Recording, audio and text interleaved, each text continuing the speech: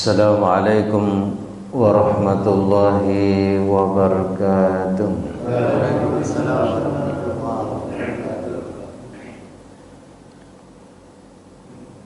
Innal hamdalillah nahmaduhu wa nasta'inuhu wa nastaghfiruh wa na'udzu billahi min shururi anfusina وَالسَّيِّئَاتِ أَعْمَالِنَا مَنْ يَهْدِهِ اللَّهُ فَلَا مُضِلَّ لَهُ وَمَنْ يُضْلِلْهُ فَلَا هَادِيَ لَهُ أَشْهَدُ أَنْ لَا إِلَهَ إِلَّا اللَّهُ وَأَشْهَدُ أَنَّ مُحَمَّدًا عَبْدُهُ وَرَسُولُهُ لَا نَبِيَّ بَعْدَهُ. قال الله تعالى في القرآن الكريم أعوذ بالله من الشيطان الرجيم يا أيها الذين آمنوا اتقوا الله حق تقاته ولا تموتن إلا وأنتم مسلمون يا أيها الناس اتقوا ربكم الذي خلقكم من نفس واحدة وخلق منها زوجها وبث منهما رجالا كثيرا ونساء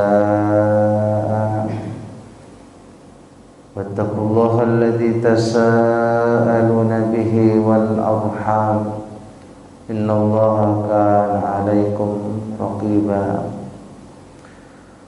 يا أيها الذين آمنوا اتقوا الله وقولوا قولا سديدا يصلح لكم أعمالكم ويغفر لكم ذنوبكم ومن يطع الله ورسوله فقد فاز فوزا عظيما اللهم صل وسلم على سيدنا وحبيبنا وقدوتنا محمد صلى الله عليه وسلم وعلى آله وصحبه أجمعين أما بعد. Bapak Ibu jamaah salat subuh rahimakumullah. Alhamdulillah rabbil alamin. Pada kesempatan yang berbahagia ini Allah Subhanahu wa taala memberikan kekuatan kepada kita. Allah Subhanahu wa taala memberikan kemampuan kepada kita untuk hadir di majelis ilmu. Semoga apa yang kita kerjakan pada kesempatan ini mendapatkan pahala di sisi Allah Subhanahu wa taala. Bapak Ibu jamaah salat subuh rahimakumullah. Salah satu makna umur itu adalah memakmurkan dan membangun. Maka umur itu bukan hanya sekedar hitungan tahun.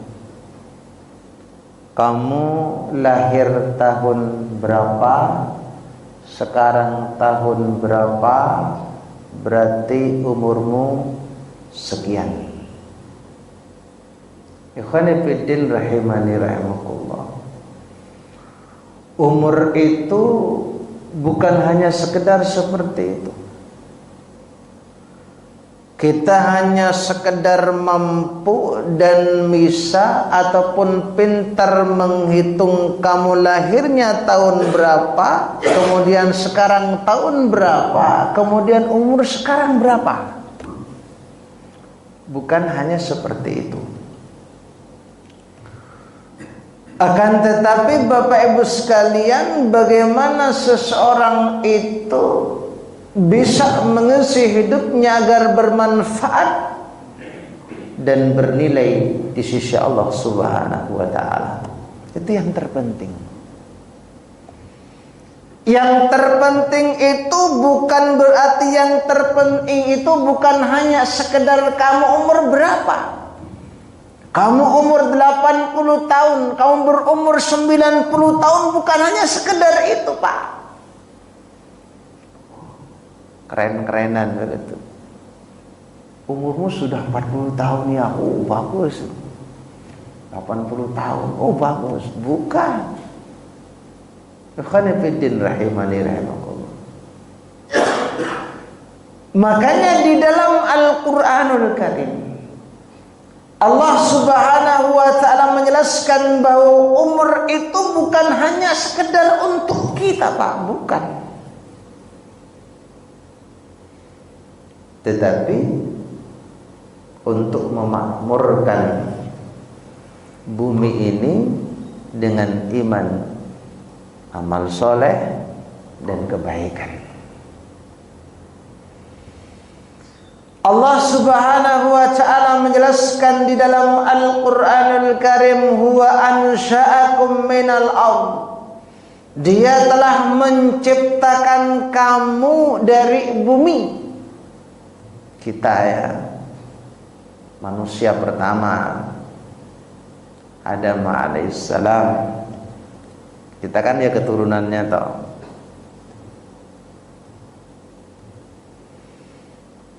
Allah menciptakan kamu dari bumi, dari tanah.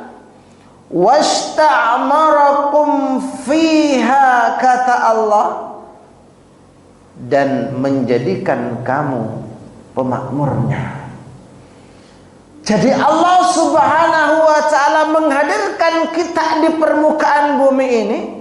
Allah Subhanahu wa ta'ala menciptakan kita dari tanah dan menjadikan kita itu sebagai pemakmurnya. Maka jangan rusak bumi itu, Pak.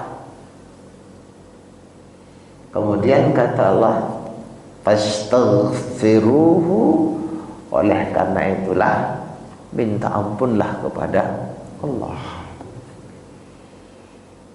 Kamu diciptakan oleh Allah, kamu dihadirkan di permukaan bumi ini. Kamu diperintahkan untuk memakmurkan dan mengatur bumi dengan baik. Jangan melakukan kemaksiatan yang ada di dalamnya.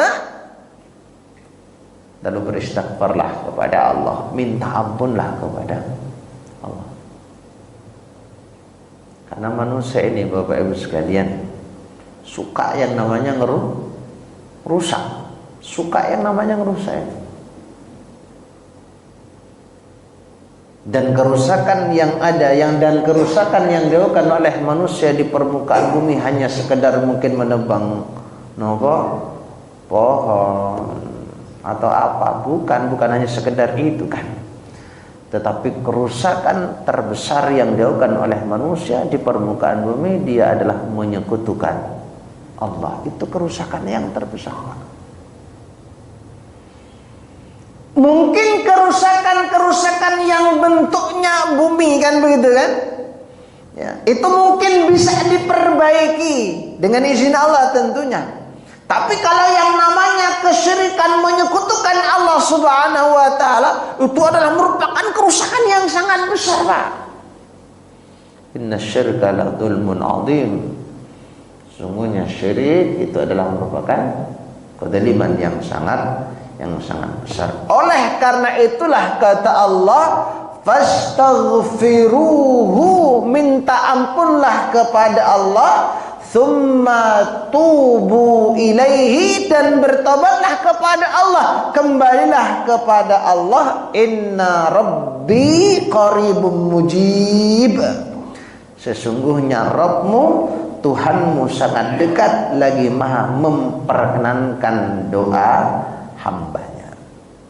Bapak Ibu sekalian yang saya hormati, maka di sana ada seorang ulama yang bernama Imam Ibnu Katsir rahimahullah ta'ala, dan ulama tafsir lainnya menjelaskan berkenaan dengan ayat ini, bahwa Allah Subhanahu wa ta'ala telah memberikan umur kalian.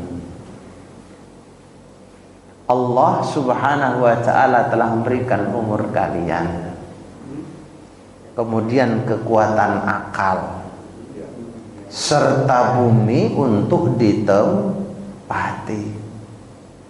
Agar apa? Agar manusia itu memakmurkan kehidupan dengan ketaatan. Ya. Allah Subhanahu wa taala memberikan kalian akal itu. Allah Subhanahu wa taala memberikan kalian berbagai macam fasilitas yang ada di permukaan bumi ini. Allah Subhanahu wa taala memberikan kalian panca indera yang utuh, baik dan sempurna ini. Tujuannya untuk apa? Untuk memakmurkan bumi, untuk mengenal Allah Subhanahu wa taala, untuk taat kepada Allah. Makanya kan kalau kita bahasakan, nanti semua itu akan dimintai pertanggungjawaban di hadapan Allah. Kekuatan yang kau punya itu, kekuatan yang diberikan oleh Allah kepada kamu itu, kemudian akal yang diberikan kepada kamu, serta bumi yang kau tempati ini, Bapak Ibu sekalian, bumi yang kita tempati ini, itu akan dimintai pertanggungjawaban di hadapan Allah. Maka jadikan dia sarana untuk lebih dekat dengan Allah. Akal kita begitu. Pergunakan ini, akal ini untuk lebih dekat dengan Allah. Bukan pintar ngotak-ngatik hukum Allah, bukan. Bukan seperti itu. Pergunakan dia untuk taat kepada Allah dan tidak merusak yang namanya bumi. Bapak sekalian yang saya hormati, ada pelajaran yang sangat berharga dari wafatnya tokoh-tokoh besar di dalam Islam. Saya ambil contoh Khalifah Umar bin Abdul Aziz rahimahullah ta'ala. Beliau itu wafat, Bapak sekalian, pada usia, umur beliau itu sekitar 40 tahun. 40 tahun itu sudah menjadi khalifah ya Pak ya. 40 tahun. Usia yang diberikan oleh Allah kepada Umar bin Abdul Aziz 40 tahun kurang lebih. Kalau kita hitung secara rata-rata Bapak Ibu sekalian, usia 40 tahun itu kan usia singkat kan. Yo nek bahasanya iki masih muda toh dibandingkan napa nun sewu. Jenengan kan sudah umurnya pinten-pinten iki. Sudah wonten 70, 80. Sing muda kan cuma saya toh, kula toh. Usia 40 tahun. Usia singkat, tapi subhanallah dengan usia yang singkat itu, ketika Allah memberikan amanah kepada beliau untuk menjadi pemimpin kaum muslimin yang disebut sebagai khalifah, beliau pergunakan kepemimpinan beliau itu dengan baik, beliau adil, beliau amanah. Bahkan dalam pemerintahannya Bapak Ibu sekalian, itu tidak ada rakyatnya itu ketika Umar bin Abdul Aziz menyisir rakyatnya untuk memberikan yang namanya zakat, rakyatnya tidak mau. Kenapa tidak mau? Karena mereka sudah cukup semuanya Pak. Dicari 1, 2, 3 dari pelosok, dari sana, kiri, kanan, kiri, depan, belakang. Itu sudah ada yang tidak mau menerima zakat itu. Kenapa? Karena sudah tercukupi. Artinya mereka sudah cukup. Karena Khalifah Amirul Mukminin Umar bin Abdul Aziz bukan hanya sekedar memperkaya dirinya, tapi bagaimana caranya dia memikirkan rakyat agar rakyatnya itu makmur. Itu Umar bin Abdul Aziz, subhanallah. Tidak memperkaya diri, bukan. Dan pemerintahnya kan juga tidak lama. Maksud beliau jadi khalifah tidak lama. Tapi luar biasa, tercatat dalam sejarah Bahkan Umar bin Abdul Aziz itu disebut sebagai khalifah yang ke-5 atau dijuluki sebagai Khulafaur Rasyidin yang kelima. Subhanallah. Karena yang harus dipahami Bapak Ibu sekalian, bahwa yang namanya kepemimpinan itu menjadi pemimpin apapun bentuknya, dimanapun levelnya, itu bukan dinikmati, tapi untuk dipertanggungjawabkan. Susah kalau jadi pemimpin itu, ya mindsetnya itu untuk menikmati. Kalau mindsetnya itu untuk menikmati ketika dia punya jabatan, ya repot itu. Mestinya korupsi, mesti betul nggak? Iya, karena peristiwanya dinikmati. Ya. Karena celah jalan untuk ke sana itu sangat mudah, Pak. Sangat mudah sekali akses untuk melakukan itu, sangat mudah bagi mereka-mereka yang tidak amanah. Tapi kalau tergambar ada dalam pikirannya itu, mindsetnya itu kepemimpinan, memimpin itu, menjadi pemimpin itu adalah amanah yang harus dipertanggungjawabkan di hadapan Allah, maka tidak mudah dia melakukan perbuatan-perbuatan yang diharamkan oleh Allah. Jadi kepemimpinan itu, jabatan itu bukan untuk dinikmati, tapi untuk dipertanggungjawabkan dari semua level. La haula wala quwata illa billah. Subhanallah, Umar bin Abdul Aziz itu begitu, Pak. Amanah beliau, dermawan beliau, adil beliau. Sambil contoh lagi, Pak. Bahwasanya kepemimpinan itu adalah merupakan amanah. Jenengan kenal Ali bin Abi Thalib? Semerap ge? Kenal ge? Ketemu di mana jenengan?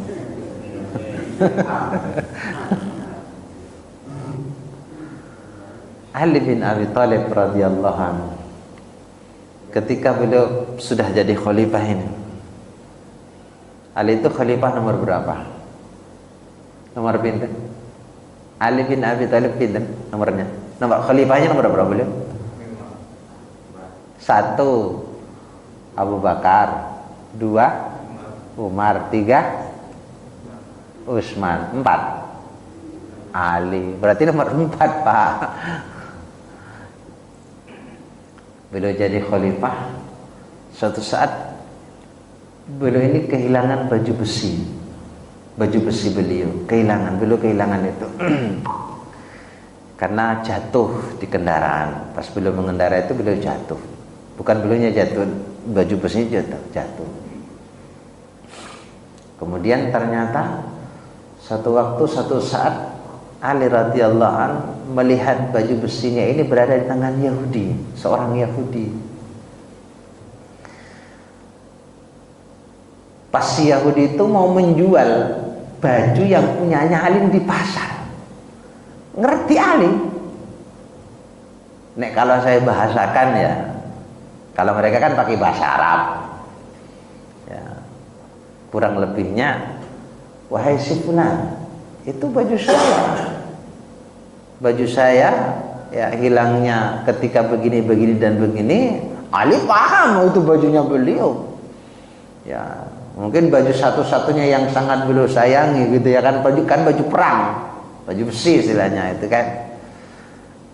Kan para sahabat itu masalah baju kan nggak banyak-banyak, Pak, bajunya, jadi hafal bajunya.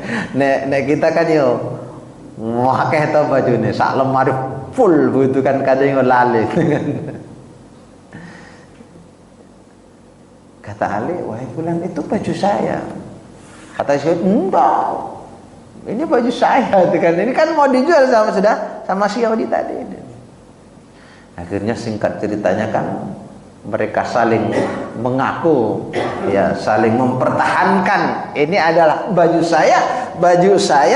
Maka si Yahudi ini, Bapak Ibu sekalian, sepakat ya mengatakan kepada Ali untuk membawa persoalan ini kepada seorang qadhi, hakim istilahnya kalau hari ini. Dan qadhi itu jelas hakim itu adalah di bawahnya siapa? Di bawahnya Ali. Ali kan sahabat Ali kan khalifah kok. Hakimnya napa? Ya di bawahnya Ali mestinya. Secara pemerintahan pimpinan ya. Akhirnya datanglah mereka kepada seorang qadhi namanya Suraih. Kata Suraih, tidak sungkan-sungkan beliau mengadili, bukan mengadili ya. Nah, bahasanya ke menerima pengaduan daripada Ali. Ya, apa keperluan? Ini bahasa saya. Apa keperluanmu, wahai Amirul Mukminin? Ya. Kata Ali, wahai Suraih, ini baju saya ada berada tangan Yahudi. Itu baju saya. Kata Yahudi tadi, enggak, ini sudah di depan hakim ya, sudah di pengadilan istilahnya. Ya, kalau dulu kan mungkin nggak ada jaksa, penuntut, nggak ada kalau mungkin ya. Saya kurang paham. Ya, akhirnya bukan, kata Yahudi, ini milik saya. Kata bukan, itu milik saya. Sudah. Kata Suraih, saya yakin, saya tahu, wahai Ali, ini adalah baju kamu, milik kamu. Tapi kamu harus mendatangkan 2 saksi, kata Suraih. Kalau kamu bisa mendatangkan 2 saksi, kalau saya bahasakan, ini sah menjadi milikmu. Oke, kata Ali. Didatangkanlah 2 saksi. Yang pertama saksinya untuk menyaksikan ya bahwa baju itu adalah miliknya Ali, maka didatangkanlah saksi yang pertama, yaitu budaknya Ali. Budak, seorang budak, kemudian diterima oleh Suraih. Oke, nggak apa-apa. Yang kedua adalah anaknya Ali yang bernama sinten? Hasan bin Ali. Kata Suraih, tidak bisa. Saksi itu tidak boleh dari keluarga. Kata Ali, ajib, kok nggak bisa? Ya. Kenapa? Karena kata Ali radhiyallahu anhu, kenapa engkau tidak terima? Kenapa ini menjadi saksi tidak sah? Ya, ini adalah, kalau saya bahasakan ya, ini adalah anak saya, cucu daripada Rasulullah sallallahu alaihi wasallam, kesayangan Rasulullah. Kok kamu tidak mau menjadikan Hasan sebagai saksi? Kok tidak diterima? Kata Suraih, tidak bisa diterima. Tidak bisa diterima. Yes, pokoknya kalau kamu tidak bisa mendatangkan 2 saksi, ya selain ini, ya ini tidak bisa jadi milik Ali. Tetap kan Hasan itu kan sebagai ahlul jannah ya. Kata Suraih, tetap tidak bisa. Subhanallah. Ali Pak itu tidak menggunakan kesempatan kekuasaannya khalifah kok, itu kan Amirul Mukminin. Ngone macam-macam tak pecat, bukan? Enggak begitu kan Ali kan? Tapi subhanallah, beliau patuh, tunduk terhadap keputusan Suraih. Ya sudah, kata Ali, ya kalau begitu ya sudah, biar saja baju itu di tangan siapa? Si Yahudi tadi. Subhanallah, Bapak Ibu sekalian yang saya hormati, dengan sikap yang ditunjukkan oleh Ali bin Abi Thalib radhiyallahu an, tidak memanfaatkan kekuasaan yang berada di tangan Ali, jujur amanah beliau dalam kekuasaannya ini, memimpin dengan adil sesuai dengan perintah Allah. Karena Allah mengatakan i'dilu, berbuat adillah kalian. Kenapa? Huwa aqrabul taqwa, karena keadilan itu lebih dekat kepada ketakwaan. Tidak mempergunakan kekuasaan dengan seperti itu, Pak. Tidak. Apa yang terjadi? Takjub si Yahudi ini. Maka singkat ceritanya, ya. Apakah si Yahudi itu benar bahasanya nggak ngerti ini punyanya? Ngerti dia punyanya Ali itu, ngerti dia. Cuma kan Ali kan tidak bisa mendatangkan 2 saksi. Karena dalam pengadilan itu biasanya hukum itu akan diputuskan berdasarkan apa yang nampak. Kalau nggak nampak, ya tidak bisa. Kamu tidak bisa mendatangkan 2 saksi kok. Ya, dan ini ya baju ini berada di tangan siapa? Si Yahudi. Lalu kamu ngaku-ngaku, bukan begitu kan? Tunjukkan buktinya. Kamu harus mendatangkan 2 saksi. Takjub si Yahudi tadi. Kata Yahudi, wahai Ali, benar, ini punya kamu. Udah saya serahkan sama kamu. Kata Yahudi tadi, subhanallah, saksikan bahwasanya saya mulai hari ini sekarang saya mengucapkan 2 kalimat syahadat asyhadu an la ilaha illallah wa asyhadu anna muhammadar rasul. Takjub beliau keadilan yang ada di dalam Islam, masuk Islam beliau akhirnya kata akhirnya jadi gak diambil oleh sama beliau sama ahli bait, enggak jadi diambil oleh ahli, malah diserahkan sama Yahudi tadi. Subhanallah, bisa masuk Islam dengan izin Allah melalui perantaraan persatu. Adil Pak. Maka yang tidak adil-adil itu bukan ajaran dari Islam. Subhanallah. Khonifidin rahimanullah, saya lanjutkan sedikit. Jadi khonifidin rahimanullah, itu ya cerita daripada Umar bin Abdul Aziz. Lah, kita kembali lagi, hal ini mengajarkan kepada kita bahwa keberkahan hidup itu bukan terletak pada panjangnya usia, bukan. Usianya 80 tahun, 90 tahun, 100 tahun, tapi umurnya diisi dengan mendem gitu ya, gak berkah. Tidak berkah. Hidupnya diisi dengan main sekak terus. Neng warung lupa sholat. Nah, ke warung gak pernah absen. Rutin gitu kan, tidak pernah terlambat. Ya. Tapi ini sholat kadang terlambat. Bukan berarti nggak boleh loh ke warung, ya boleh. Khonifidin rahimakumullah. Jadi bukan terletak pada panjangnya usia, bukan. Coba kita lihat Umar bin Abdul Aziz, cuma umurnya itu 40 tahun saja Pak, subhanallah, tapi belum mampu mempergunakan umur tadi itu dengan baik, memakmurkannya. Jadi sekali lagi, umur itu ya mengajarkan kepada kita bahwa keberkahan hidup bukan terletak pada panjangnya usia, melainkan bagaimana kita memakmurkannya dengan amal soleh. Umar bin Abdul Aziz rahimahullah memberi teladan kepada kita bagaimana umur yang singkat bisa sangat bermanfaat bila dipenuhi dengan amal soleh. Saya ambil contoh lagi ya. Imam Nawawi ini sangat masyhur banget ya. Saya baru 20 menit ya Pak ya. Kan 30 menit jatahnya, tinggal 10 menit. Imam Nawawi, ulama yang sangat masyhur. Nek kita sebagai penuntut ilmu, para pecinta ilmu, nek nggak kenal Imam Nawawi, yuk kebangetan tentunya. Ulama besar dalam mazhab Syafi'i. Kitabnya bukan kaleng-kaleng. Ya. Imam Nawawi itu meninggal di umur berapa? Kata ulama ada yang berpendapat beliau meninggal di umur 45